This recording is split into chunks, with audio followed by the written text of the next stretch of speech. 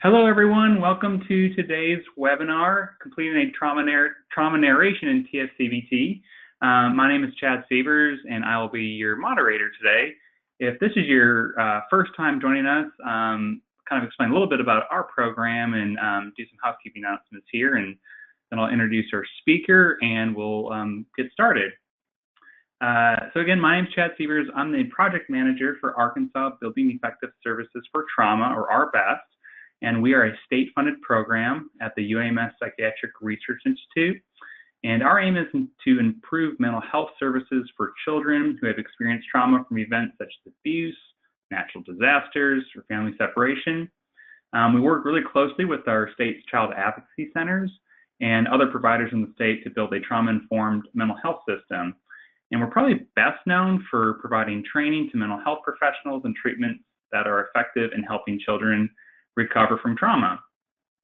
And so with that, I'm going to just go over a couple of housekeeping announcements, and I'll introduce our speaker briefly. So we encourage you to ask questions during the presentation. We will probably address those questions at the very end. We have a lot of content to go over and updates, but please type in your questions as they come in. There's the question features on the right side of your screen. And if you're interested in earning a CEU, please just stick around to the very end of the webinar. We'll have a code that's given, and then I will send a survey after the webinar to you to enter that code. So I'll kind of give more instructions at the very end. We are recording this webinar, and we'll upload this presentation to our website and YouTube channel shortly. And be sure to like us on Facebook if this is a topic or CEU opportunities or other training interests. We frequently post there, so it's a good way to kind of check on us and what's going on in Arkansas and what we're doing with trauma in the state. So our speaker today, Ben Siegel, he is one of our state trainers in TF-CBT. He's also a national trainer in TF-CBT, and we're just really thankful that he's on our ARBEST team. And so for those of you who are familiar with the TF-CBT model, there's been some updates, and it's just good to kind of have a refresher on the trauma narration. So without any, I'm just going to go ahead and turn it over to Ben and let him take it away. All right. Hello, everyone. Dr. Benjamin Siegel here. So associate professor within Psychiatric Research Institute at the University of Arkansas for Medical Sciences.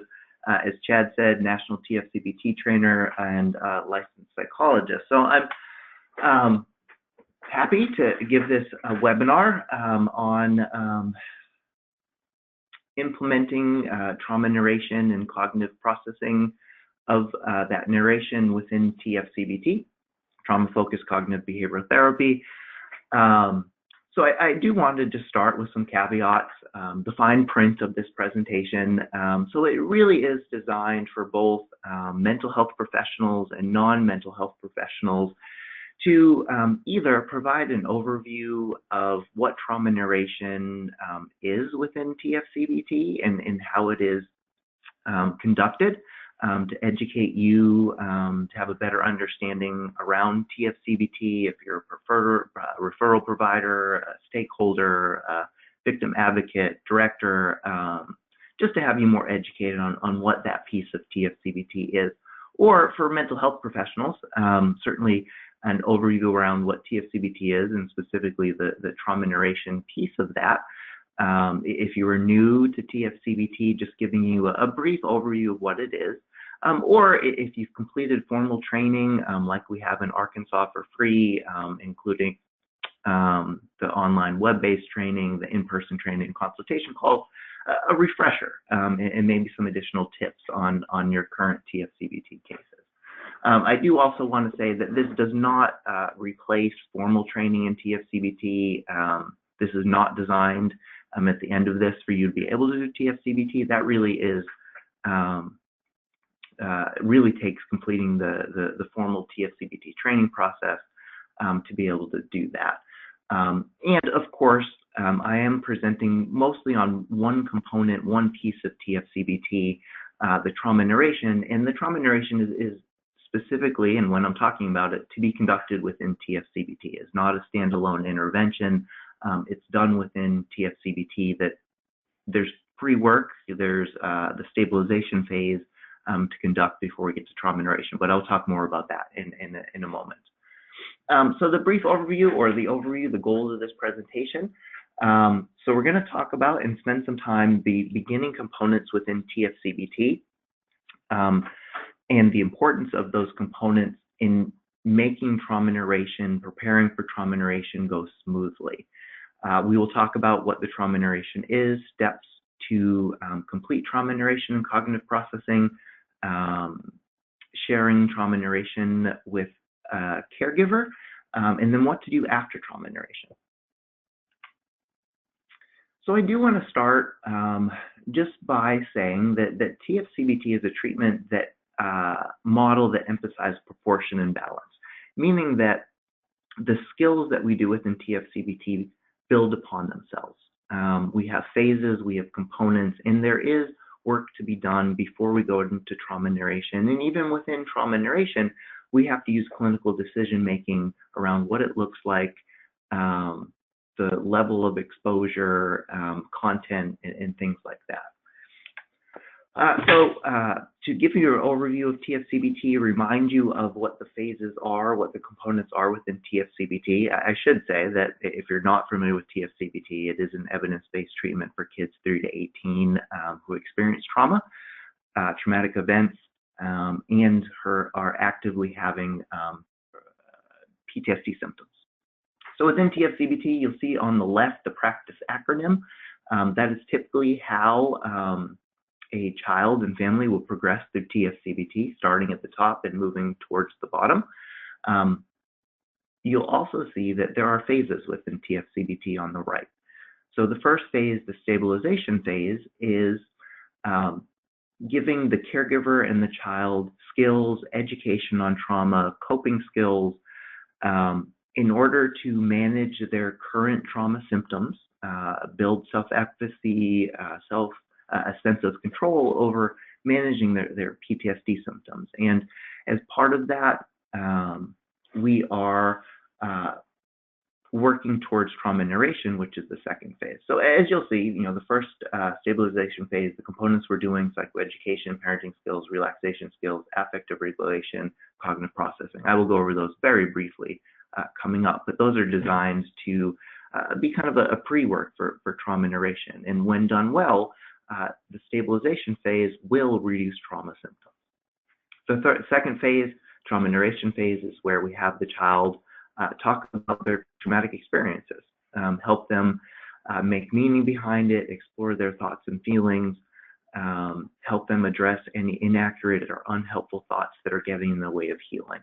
And in the last phase, the integration phase, builds upon all the other work before with the trauma narration phase, stabilization phase, to support the child in future events, enhancing safety, doing things like sex education, abuse prevention, parent-child communication, building up the relationship. It's continuing, as we've cleaned up the past within the trauma narration, to sort of have the child become more present-focused and future-focused to help address any future trauma symptoms that may come up or trauma reminders. So when we're talking about TF-CBT, we've talked about the phases. Let's talk a little bit about pacing and timing. So for the typical TF-CBT case, we're generally looking at 8 to 16 sessions, and we're about spending a third of our time within each phase. So if we're doing 15 sessions, that means 5 sessions in stabilization phase, 5 sessions in trauma narration phase, and 5 sessions on the integration and consolidation phase. So as you'll see, there is a lot of work outside of the trauma narration in TF-CBT, and is vitally important to do. You'll also see on the left that parenting skills happen throughout TF-CBT, as well as gradual exposure, which I will talk a little bit more in a second. I also want to highlight that caregiver involvement is pivotal to TF-CBT and very important. So caregivers as we're doing the skills and the components with the child, we're also doing the similar skills, teaching caregivers so they can support their children. As caregivers have their own, own emotional thought kinds of symptoms and reactions to their child having experienced trauma. So we're working with them consistently as well too. Lots of kids have a complex trauma history, meaning that they experienced lots of different traumatic events, sometimes perpetrated or completed by those that are supposed to protect them. And with those cases, we can see PTSD symptoms, but also complex trauma PTSD symptoms, meaning that we have classic PTSD symptoms like re-experiencing intrusion, hyperarousal, negative alterations in mood, plus sort of severe affective dysregulation, interpersonal difficulties. We may see some poor coping skills like substance abuse, suicidal ideation, interpersonal difficulties, and so forth. It's a PTSD plus, that this pattern of trauma throughout their lifetime, often in the early lifetime, impacts a variety of systems, and so it's a little bit more complicated. And given that, you'll notice that with this presentation, we're going to take a little bit longer within TF-CBT. We may be looking at 16 to 25 sessions, and if we're doing that, you'll also know on the right that we're going to spend more time in the stabilization phase. So let's say we have 24 sessions to do TF-CBT. That means we're spending 12 sessions in stabilization. That means we're working more on those coping skills, stabilization skills to help with affective regulation, improve problem solving related to substance use, work on some depression symptoms, some social skills, bringing more stability. So when we have that, then we're going to move into trauma narration. But you'll notice trauma narration isn't necessarily longer. So even if there is a longer trauma history, we're not spending more time necessarily in trauma narration. So in the previous example, when we had 15 sessions, we were spending about 5 in trauma narration. If you have 24 sessions, if we're spending 12 in stabilization, we're spending 6 in trauma narration and 6 in integration consolidation.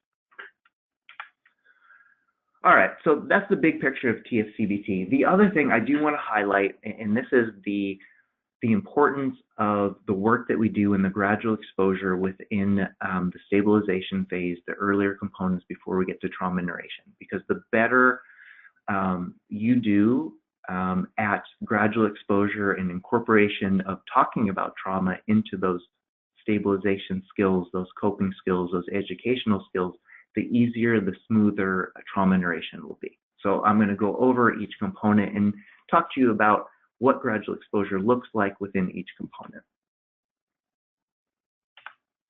First, what is gradual exposure?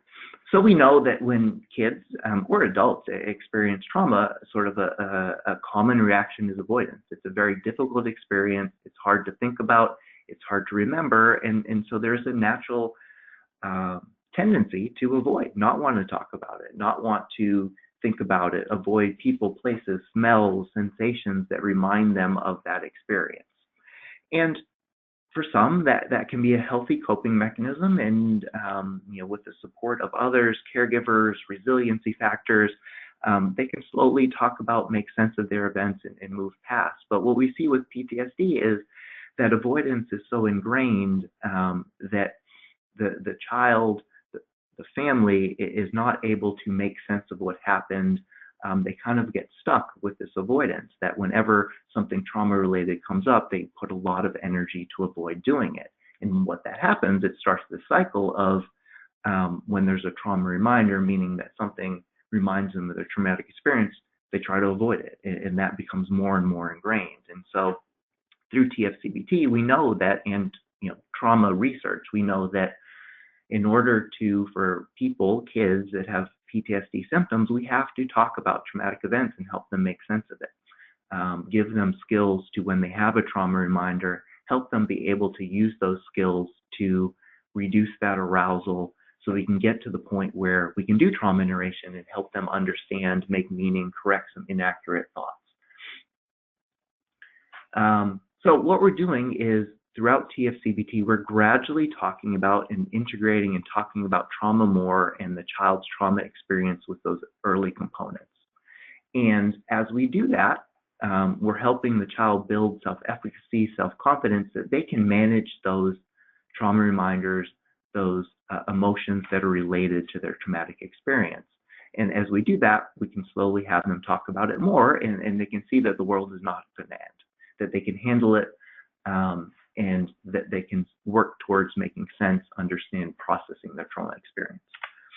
So this is just a depiction of the practice acronym, the steps of TF-CBT. You'll notice there are 2 lines. The bottom line is what we're trying to have you not do. That is not a good job of gradual exposure.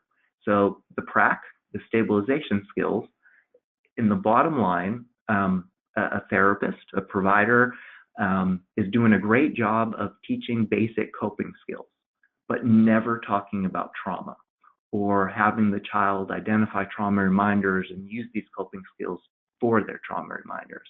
And then we get to the T, the trauma narration, and we're having the child start, maybe for the first time, talking about their experience, their thoughts, feelings related to the trauma, their traumatic events. The level of arousal shoots through the roof.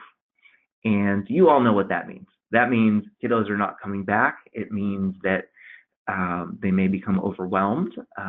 They may become, suicidal, overwhelmed, and inadvertently you may have pushed them there. The second line, which is sort of a slow, gradual line throughout practice acronym, is what we're shooting for. And in the early components, we're going to talk a little bit more about trauma and the child's experience. So when we get to trauma narration, we've been talking about trauma all along.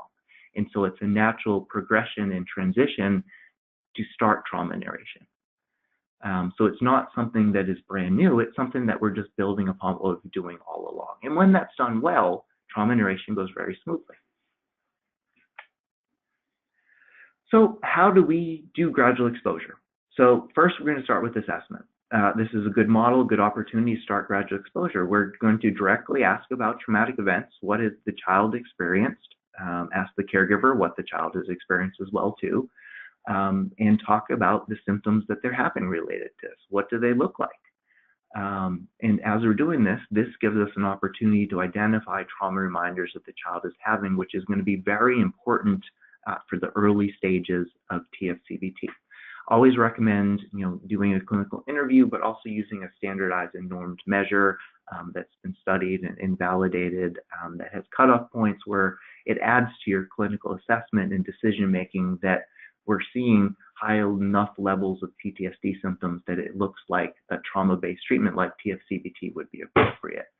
It's also an opportunity within assessment that, asking the child just a little bit about what happened. We'll call that a baseline narrative. That, not to go into great detail, just, having them talk about, well, I'm here because my uncle touched me.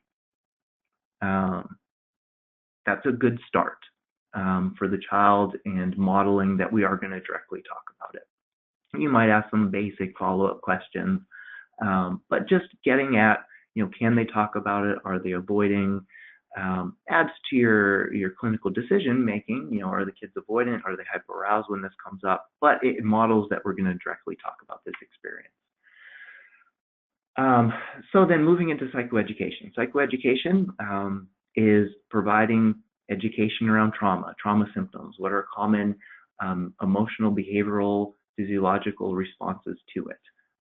Some basic data around the specific trauma that the child's experienced. If it's sexual abuse, how often does that happen? How frequent? Who experiences it? What causes it? Who is responsible for that happening?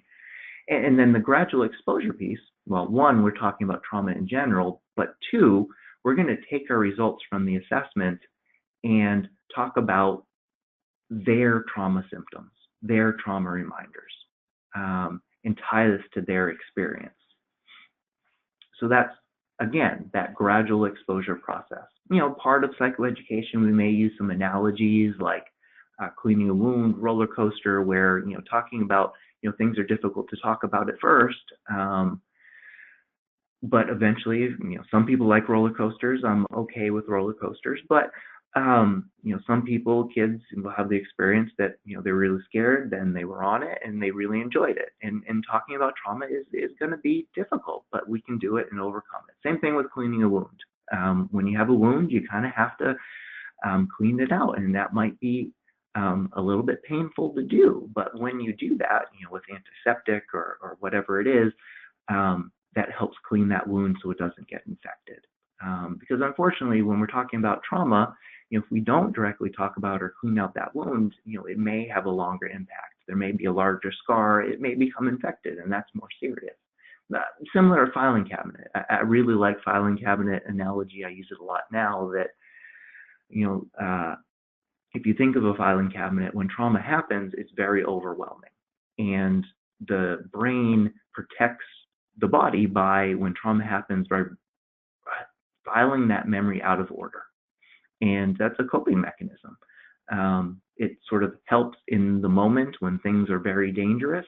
The body does not allow that person to think about it because they need to focus on the here and now, the safety. But what happens afterwards for a lot of people is, after trauma ends, the world has become more safe, their filing cabinet is still out of order.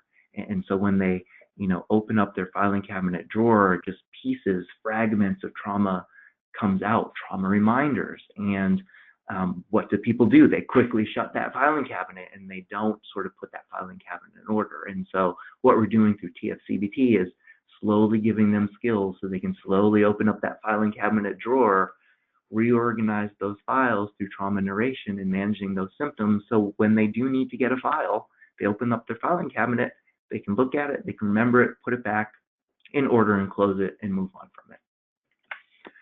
So parenting skills. Parenting skills happen at TF-CBT.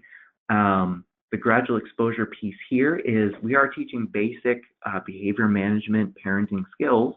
We're working with the caregiver through teaching them coping skills to help manage child's emotions. We're doing things like praises and selective attention and rewards charts and natural and logical consequences. The gradual exposure piece is, how has trauma impacted your parenting of your child? And having a conversation with the caregiver, what their response has been. Some common ones: I've become over permissive. My child has been through much. I don't want it so much. I'm afraid to become structured and consistent and put rules and limits. Or they become overprotective. And the child is kind of suffocating. And so having discussions around, what do we really need within parenting? We need a healthy amount of safety, stability, predictability, and structure, because traumatic events are the exact opposite of that. And so we need to help and work with the caregiver to provide an environment that is the exact opposite. And when the child feels safe and the world is predictable and not chaotic, they will start to feel better and have less trauma symptoms. Relaxation, teaching basic skills, deep breathing, progressive muscle relaxation, other mindfulness kinds of activities, relaxation strategies to reduce arousal. The gradual exposure part is, once we teach the basic skills, we are then bringing up those trauma reminders again and practicing with the child and the caregiver what relaxation skill can you use when you're having those trauma reminders. Remember that each skill that we're doing, we're spending time teaching the child and the caregiver. So the caregiver have time where they learn about anxiety and they apply it to the child's trauma reminders to help them support the child in using these skills to that. Affective modulation, expression and modulation, helping the child identify feelings, intensities of feelings, where they feel it in their body, emotional vocabulary, additional coping skills. The gradual exposure piece of this is, once they've got those basic emotional recognition, regulation skills, again, we're bringing up trauma reminders. When you have a trauma reminder, what feelings are you having? What is the intensity? You might use a SUD scale, 1 to 10, or thermometers, or gas gauge, or battery power. My cell phone battery is full, and that means I'm overwhelmed and my phone's about to explode. Okay. What skill can we use to reduce that arousal? After you practice that skill, where is your cell phone battery now? Okay, well, it's the last third. Phone's not going to explode. don't have that Samsung phone that was supposed to explode. So we're good. We're not on plane, so forth and so on. Cognitive coping and processing, the last skill before trauma narration. And this is where we help the child understand what thoughts are, the difference between thoughts, emotions, and behaviors, talking about inaccurate, unhelpful thoughts, thought distortions, common sort of thought, negative, sort of automatic thinking kinds of things, helping them identify alternate thoughts when it's sort of a negative thought. So I'm worthless, or I'm never going to be good at math, helping them to come up with some alternative thoughts to that. This is actually the one exception to gradual exposure within TF-CBT, that we do not have the child explore their trauma-related cognitions here. We do everyday kind of thoughts to help them practice, learn those skills, but for deeply ingrained sort of trauma-related thoughts, we hold off on those until we get to the cognitive processing piece after trauma narration. And there's a couple reasons for this. One is, and probably the biggest, that for lots of kids, without doing trauma narration and continuing to bring down that avoidance, the hyperarousal, we're not really able to get to the point where the child can think about an alternative, more helpful, accurate thought, because there's still, for a lot of kids, they have still high levels of avoidance and arousal, and we may need to reduce that through trauma narration before we can have the child sort of reassess that thought. And so there's going to be resistance, and so that's the main reason that, you know, for those, we're going to hold off. We're going to, if they come up, we're going to take note. We're bringing them back up later. Of course, if there's a thought, you can provide some education, bring up psychoeducation to correct some of those. But we're talking more about those deeply ingrained thoughts around things like the world is unsafe, you can't trust adults, things like that. Remembering that in the typical case, we only have 5 sessions to get through all of this before we start trauma narration. And so we don't have time for that. Really, the skills that we're teaching within the practice skills, we're not teaching towards mastery, we're teaching to the point where they understand them, they can have success, they can use them when cued, because we need those skills when we move into trauma narration, that they can identify thoughts, identify feelings, we can cue them to use relaxation, coping skills when we have them talk about their traumatic memories. I do want to say that, remember, caregivers are meeting with you in each session, alone, teaching them skills. We may start, and you should start, working with the caregiver on their own sort of inaccurate, unhelpful thoughts related to trauma. So if they're, have thoughts that, my child is damaged, will never be the same, you can use some strategies here to help them with that, and that can continue through trauma narration. Okay, so that gets us to trauma narration and processing. I know we spent a little bit more time on the beginning parts because it really is important to be diligent, be mindful within those components, because the more gradual exposure that you are doing, the better, smoother this process will go. But I do want to start, with a few caveats, the fine print, I guess, or just some advice on clinical decision making. So trauma narration, it needs to be a known trauma, and the child has to have a verbal memory of the trauma, and that's part of the reason why the age range for TF-CBT is 3+. That it involves verbal language that the child has to talk about in an age-appropriate way, their memory of the trauma. It can be done through drawings and some questions afterwards, but there has to be a verbal memory of the trauma. The other piece, the last one, around significant concern of instability, danger, additional traumatic stress. This is a clinical decision-making piece. It does not mean that you can never do trauma narration. It just means you might need to be thoughtful of, if we're going to progress to trauma narration, is it appropriate? Is the child safe? Is there danger? Is there an upcoming, pending major life event that is going to sort of throw the child into a major life transition. And so, some of those things are, very upcoming major placement decisions that all of a sudden it's termination of parental rights, or they're about to move to a different foster home, or court testimony. We may need to hold off on trauma narration for a little bit and help them prepare for those transitions. And then coming back to trauma narration after those transitions, because some of those may be part of their trauma story. Pardon, sorry for the noise. I get a little energetic when I present, so my hands are going crazy, even though you can't see them. The other piece is significant instability, self-harm, active suicidal ideation, that despite our best work on stability, some kids may need additional stability work. And so we need what we call, in some cases, stably unstable. There's instability, and you all know the families I'm talking about, the kids, that there's always going to be some instability, but there's somewhat stable in that instability.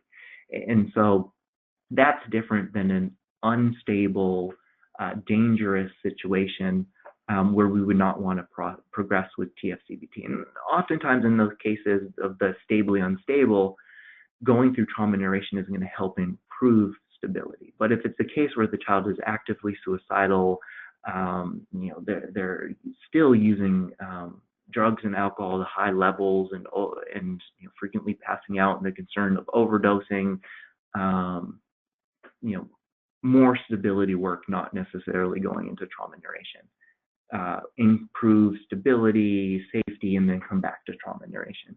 And in those cases when there is stability, some of that drug use, suicidality, for example, may be related to trauma, and you really want to get there. But we do need stability. All right, so what are we doing within trauma narration? So in the first session, we are reintroducing why we're continuing to talk about the child's experience. We can talk about the analogies, revisit those. Oftentimes for younger kids, school-age kids and younger, we'll reread a story that we did for psychoeducation, maybe an example of a child telling their story. For instance, probably the best one for school-age and younger kids for sexual abuse is Please Tell a Child's Story About Sexual Abuse. It's a story by Jessie, and she talks about basically writing a trauma narration about what has happened, what happened afterwards, talks about therapy. That's an example of a trauma narration. It is important that in that first session, when we get the child on board, that we start trauma narration that session. And we'll talk about in a second and what that will look like and what you can do. But TF-CBT works on momentum. And if we bring up the idea that this is what we're going to do next session and we don't start it, kids can get fairly hesitant and worried because they don't know what it is, and that child may not come back the next session. And so we do need to start it to build momentum, to give the child an idea that this is not a terrible process, that we can make it fun, we can make it creative, and that they can accomplish it even if they are nervous. And so we need to get some of that done during that first session. So in that first session, you'll be working with the kiddo for a while. So you'll have to have some ideas of how we're going to do trauma narration. You can be as creative as you want. The typical one, and how I'm going to explain trauma narration here, is more of a chapter book, because it's easier to explain in a shorter time. However, if you stay true to the main components of that storybook, you can do trauma narration in so many different ways. You can do it in a series of drawings, collages, poems, a newspaper account. You could even text back and forth, a painting, comic book, talk show, you name it. But as long as you go through this slow process of building upon gradual exposure and so forth that I'm describing within the chapters, you can do it in a variety of different ways. So at this point, you should know what interests your kiddo, and so go into the session with some options. You can always default to a chapter book, typing within a computer, Those are the go-to backup kinds of ones. But if a child is really into comic books or is really good at drawing, you might want to sort of incorporate more of that into a trauma narration. Just some important piece of advice. It's not about the product. So there will be something, and you'll notice I'm saying trauma narration versus trauma narrative. The narrative is the product. There will be something that is a physical product after we've finished the trauma narration and processing. But that's really not what trauma narration and processing is. It's what happens in between the lines, in between sessions, the conversations that are happening, the process. So don't get too worried on the product, because it's not going to have all the work that you've done. Focus more on the process. Trauma narration and cognitive processing is time limited. There are specific goals, and I'll talk about the level of details that we're talking about trauma narration. This is not an account of detailed step-by-step everything that has happened traumatic in the child's life that could take months. That is not TF-CBT.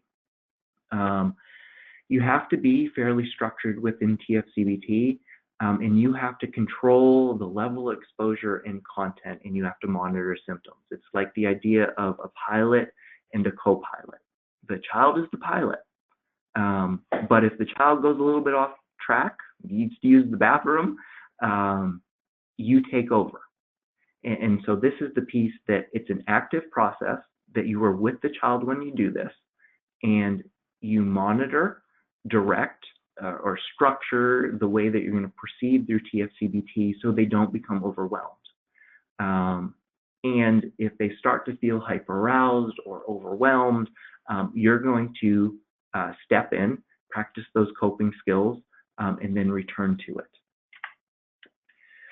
So there are roughly 4 main chapters within TF-CBT if you are doing a chapter book.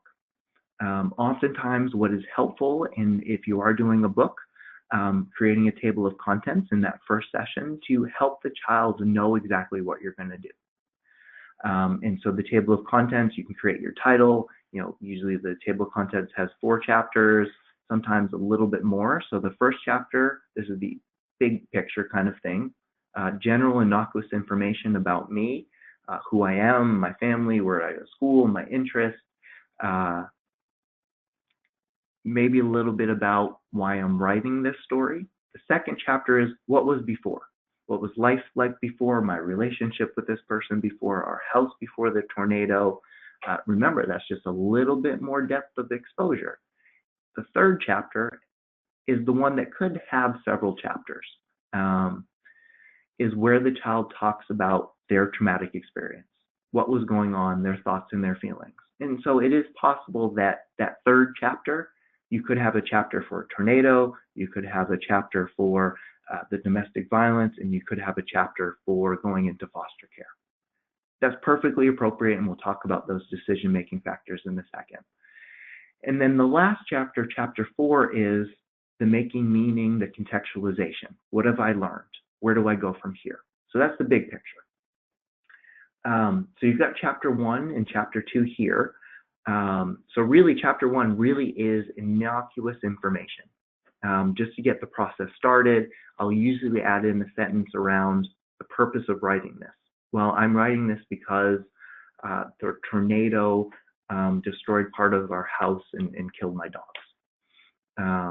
That would be a good, for that first session, if you can get that in that sentence, that's a great accomplishment for a younger kiddo. Chapter 2, some kiddos, you'll get through chapter 1 and chapter 2 in the first session. Just a description of what life was like before the traumatic event. Have the child, just describe what life was like, and then you're prompting for thoughts and feelings, maybe for a little bit more detail and content. I'll talk in a moment about how to do that. Chapter 3, this is the Tell What Happened chapter. And remember that within this chapter, we are just having the child describe enough details to get their thoughts and their feelings, to talk about, through our understanding of trauma reminders, our work with the child in the first third of the model or half of the model, the pieces of their story that seem to be causing the most difficulty. We want enough details to get thoughts and feelings. So it doesn't have to be a highly detailed account about everything that happened ever in their trauma story. It could be, if the child had sexual abuse over the period of several years, they could talk in general about that. Or they could talk about the last one, the first one, the most memorable one. And you can allow them to choose. Because remember, it's not about the details, it's enough details to get them talking about it and getting their thoughts and feelings, and then you move into the processing piece, the thing between the lines. You can add in things like disclosures, what happened afterwards, remove from home, whatever. At this point, you should have a good understanding of the kiddo, and what you're thinking, the child thinking, is important to tell in this story. In the first pass, you're doing very little as far as intervening in their story unless they go way too deep. But you allow the child to tell their story, write it down, take notes, however you're sort of documenting this. Praise the child often, and I recommend, before you start this in every chapter, you're using your SUD scale or your cell phone battery to say, okay, we're going to do, this is what we're going to do. We've outlined, this is what we're going to talk about. How are you feeling about it? Well, I'm feeling pretty high. I'm feeling pretty anxious. Okay, let's talk about that. Let's use some coping skills. In the middle, if you see them getting a little overwhelmed, you stop them. Same thing. And at the end, okay, you did it. Where are you at now? Okay, I'm okay. I'm less anxious. Okay, and you notify them that. They build upon that success. I was scared, but I did it. I'm proud of myself. And then what you do after that first pass, depending on how much time you have in that session, is you then get more details, or you prompt for thoughts and feelings. How do you do that? You ask broad, open-ended questions. Okay, so you wrote that this happened. What were you thinking? What were you saying to yourself? What were you feeling? Or when we want more details, okay, so you said, tell me a little bit more about it. I wasn't there. I don't quite get it. Repeat that part. Or sort of do like a trail off. Okay, so you wrote, you heard the tornado siren, and then something like that. Just getting them continuing to talk about the story, getting those thoughts and the feelings.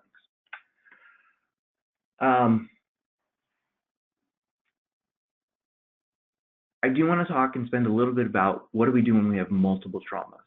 So we did talk about before the idea of separate chapters. That can absolutely work. Sometimes we do know within research that if we are able to choose the main trauma, the one that is causing the most trauma symptoms, we tend to see symptom reduction across the other traumas. And so, and oftentimes if we start with one, we end up talking about and processing some of the other traumas because there's a relationship between them. So know that there are choices here. You use your assessment, you use your understanding of going through the practice skills, through working with the caregiver, where are we seeing those trauma reminders, trauma symptoms coming from? And you're going to lean towards the one that you're seeing more symptoms from, remembering the assessment and so forth. But for some kids, it may be that it's this complex trauma history where there's really just a lot of big events. And so in that case, we might do something like a life narration or timeline, where instead of doing a chapter on every single traumatic event, because that would be overwhelming, we create a timeline. It's just a piece of paper or a Word document, or on a dry erase board, where birth until now, good events, bad events. What periods of the life happened, what ages was that at, and then you choose a few of the good events that are particularly important, have the child talk about them, thoughts and feelings, and then go through with the more difficult ones, the themes, the ones that stick out to the child. And throughout that process, You may do 2 or 3 and not need to do the others. Remember, again, it's not about the details, it's about what happens. It's about the processing, what happens in between the lines. And for kids with multiple traumas, that organization, remember the filing cabinet of doing like a timeline or putting chapters in order, that helps organize the filing cabinet. You all know those kids where you bring up, well, when you're in this home or when that happened, and they just, you can see they're just confused around when this happened and that happened was in this home and that caregiver and that adult, this happened. And so we're doing that process of putting that filing cabinet in order. And for those cases that complex trauma presentation, it's often for those kids, the underlying themes, the inaccurate, unhelpful thoughts around blame, shame, betrayal, feeling damage, that's what's causing, that's what's getting in the way of healing. And so those may be the important pieces in that maybe that cognitive processing, which we're going to talk about in a moment, is the more important piece for those kiddos. Which brings us to cognitive processing. So remember, we've got chapter 1, chapter 2, chapter 3. Chapter 3, we've gone through the traumatic events. We've got the thoughts and the feelings. Now, once we've got those thoughts, there are typically some inaccurate or unhelpful thoughts that get in the way of healing. Blame, responsibility, I shouldn't have told my teacher, I'm going to kiddie jail, all those kinds of things. I'm not a virgin, I'm damaged, no one will love me. So they get identified through the trauma narration, or they've come up through your meetings with the caregiver or in the early components of TF-CBT. You've got here the difference between inaccurate and unhelpful thoughts. We want to go through these and help what we call a guided reconsideration process of helping them get to a more accurate or helpful thought. How do we do this? How do we get these thoughts? We talked about that. What do we do? And I'm not going to be able to go in much depth of all the skills here, but the basic process is we're trying to gather contradictory evidence or facts, examining the accuracy of thoughts by providing alternative explanations, alternative evidence that kind of breaks that thought down. So, an unhelpful thought, but accurate, is a tornado could happen at any time. That is true. It could happen at any time. But for us that live in Arkansas, we know there are warning signs. There are certain periods of the year, certain weather patterns, but there's a good chunk of time where a tornado is most likely not to happen. And we can go through an educational process or a process called Socratic method or role plays, all of which are designed to come up with, ideally from the child, some conflicting information that works to change their thoughts. Socratic question is progressive logical questioning.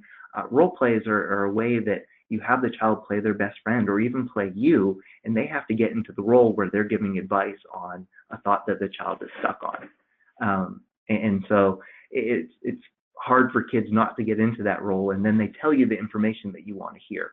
Responsibility pie is also a really good one that we often do around responsibility because lots of kids have blame.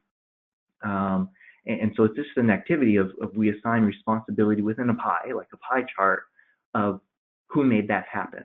And we might do this before we do some processing activities and then afterwards to see if we've made a difference. All right, so in chapter 3, you've gone through your processing, you've had improvements in their thoughts become more accurate and helpful. How do we know we're done? Basically, they've described at least one trauma. They've described their worst experience. You're seeing symptom reduction and some mastery of trauma reminders. Now I want to talk briefly about what we're doing with caregivers. So we're doing that work we discussed with the kids. With the caregivers, we're meeting with them every session, and we're working on the caregivers, preparing them to hear the child's trauma narration. The child will share their narrative with them, and we're working with the caregiver on any distortions they have. The world is unsafe. All the men in my life hurt my kids. Whatever it may be, and we're going through a very similar process, through Socratic questioning and examining the evidence as we do with the kids with the caregivers to prepare them to hear the child's trauma narration and build that relationship where the caregiver can be there and support that child. Here are some common sort of cognitive distortions for families that we will work on. So that's the cognitive processing piece. So we've got through chapter 3. We've changed those thoughts. We've changed them within the written format to be more accurate. Prepared the caregivers. Oftentimes they're hearing drafts or themes of them trauma narration in each session that the kiddo is creating, so they're prepared to hear it. What do we include in the final chapter? This is the growth, the consolidation kind of piece. What have I learned? How am I different? I used to think this, I think this now. What advice I would give to other kiddos? This is really the summary of all the work that you've done. This is the beautiful part of TF-CBT. This is where you see kids have healed, that they've actually been paying attention to you and what you've said. And then we continue to prepare the kid and the caregiver for sharing. Sharing the narrative is not required, but it is recommended because we do see additional healing and symptom reduction and improvements in the child and caregiver relationship when we do share the narrative, when we tackle avoidance. I should say that we highly encourage caregiver involvement. Caregiver is anyone that's safe in the child's life. It could be, a milieu staff worker, it could be a child welfare worker, aunt, uncle, adoptive family member, whoever it may be, as long as they're consistently involved in the child's life and safe. But not required. There are some reasons why the caregiver may not be ready, their own trauma symptoms, their own mental health. That's okay. You make clinical decisions based on that and what's appropriate. But you prepare the child by asking questions. What could be, things like, what do you want to ask your caregiver? What's the worst thing they could say? And then on the flip side, preparing the caregivers. And you'll have this slide here, and we'll make sure you get the slides. You're doing role plays, asking them the worst thing that's happened. They're hearing different drafts of the trauma narration with the child's permission. Then you have that shared session where the child reads that trauma narration to the caregiver. And for those of you that have been in those sessions, they're just remarkable. And what we would call is, trauma narration processing sharing may not be what leads to all symptom reduction, because the stability practice skills work really well to reduce PTSD symptoms. Trauma narration sharing processing is the healing part of TF-CBT, where you've seen the growth. And so I'm wrapping up very quickly. We'll take up some questions. I do want to tell you that, remember, there is still a quarter or a third left of TF-CBT, where you can continue to work with the child and the caregiver, building that communication relationship, a very similar process to with trauma narration, which you start more present, then go into the past, then work to consolidate to help the child move from being past focused to more present and future focused. That's what we're doing in that final chapter of TF-CBT, the trauma narration, sharing the narration, and then continuing the last part. So ongoing trauma reminders, birthdays, seeing this person in the mall, afraid to drive in a car because that's where the car accident happened. We're working on those sort of trauma reminders, symptoms to reduce those. We're working on additional safety plans, social skills, assertive language, sex education, things like that. Characteristics of the appropriate partners. Talking about with the kid and the caregiver, starting conversations around, who do you go to when you have questions about sex? What are our family cultural values around sex before marriage, dating, appropriate qualities of partners, things like that all fall within this piece of TF-CBT, working towards a successful graduation. Okay, last thing, I do want to just make sure to remind you all to practice self-care. Hearing trauma narrations can be difficult, but I think when you have that sharing healing session, it makes it worth it. So make sure you have your supports, make sure you have your own self-care, and practice those yourself, because the stronger you are, the stronger you can be for your clients. For those of you that haven't been through training yet, the free online TF-CBT training is the first website listed, musc.edu. /TF-CBT2. The national certification website, TF-CBT.org. You've got a couple really good manuals, resources for TF-CBT. We have ongoing free TF-CBT trainings coming up. Go to the ARBEST website to sign up for one of those and look for announcements for when they come up. So Chad's going to help me with some questions in the time we have left.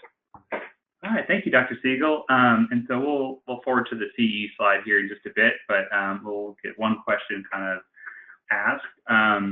What are your suggestions, Dr. Siegel, when a client maybe overshares during intake and they sort of go all in on what happened? What are some strategies to kind of tell folks on how to deal with that situation? Yes. Oh, that's a great point. So I did spend a lot of time, which I think is the more common presentation with kids is sort of, and caregivers, avoidance, not wanting to talk about it. But there are kids, and there's a good proportion of kids where it's the exact opposite, that they just want to blurt it out. They want to get it out. It's on their mind all the time. It's certainly impacting them and they're having trauma symptoms, but they just seem at this point like, I need to talk about this. I need to make sense of it, but they're going too far in depth and then overwhelming themselves. And so that's a different piece. That is jumping in, stopping them, letting them know we're going to have an opportunity. You know, this is educating on TF-CBT. We're looking at 12 to 16 sessions. You know, I can tell you want to talk about it, and I want to get some basic information about, you know, what's happening to you and the details now. But it seems to me that when you talk about it, it's a little overwhelming. So we're going to spend a lot of time in the beginning just giving you skills that when it comes up to sort of stable, calm down. So when you do talk about it, which we're going to get to very quickly, and the quicker we work on these skills, you know, the quicker we'll get to trauma narration, but we really need to do a good job of when we do talk about it, that is not overwhelming for you. So we're going to go slow, we're going to get there. So I might use like an analogy and metaphor as well too, like a soda can, a shaken up soda can. We've got those kiddos that if you shake up a soda can and you open up the pop top, they're going to explode.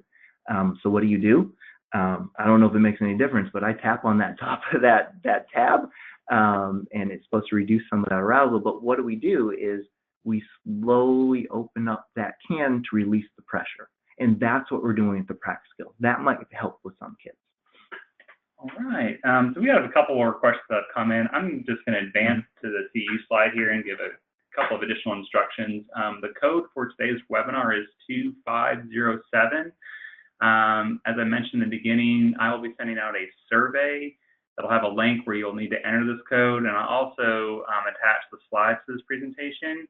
And if you are watching with a group, just if you could send me a list of emails of who you watched with, and I will go ahead and forward that survey onto. So that'll just be helpful.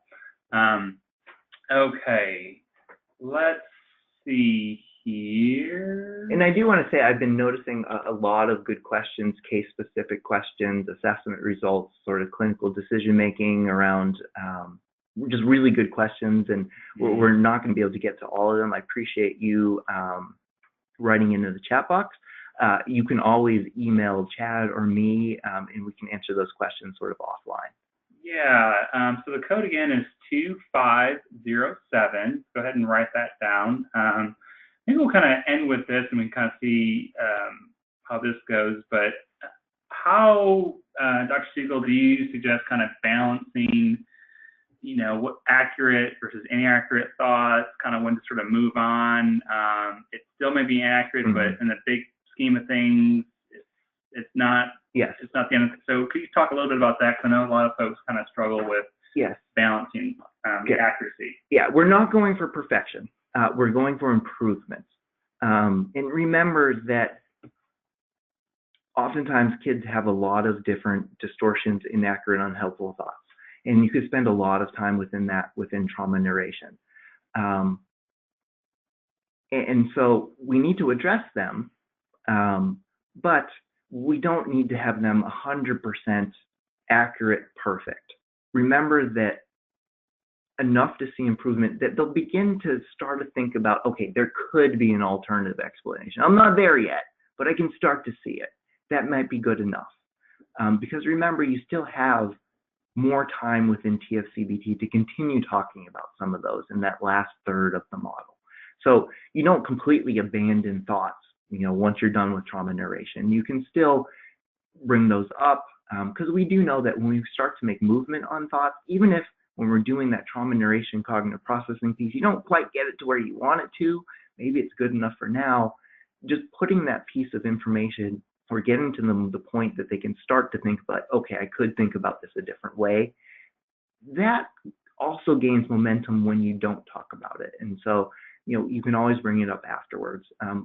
So we shoot for good enough, we shoot for improvement, knowing that we could spend so much time in processing, try to get those thoughts perfect. And lots of times that's not needed. All right, thanks. I want to be respectful for everyone's time. We're at the top of the hour. Once again, I will be sending emails to everyone who attended today. So if you have additional questions, feel free to reply to that email that I send.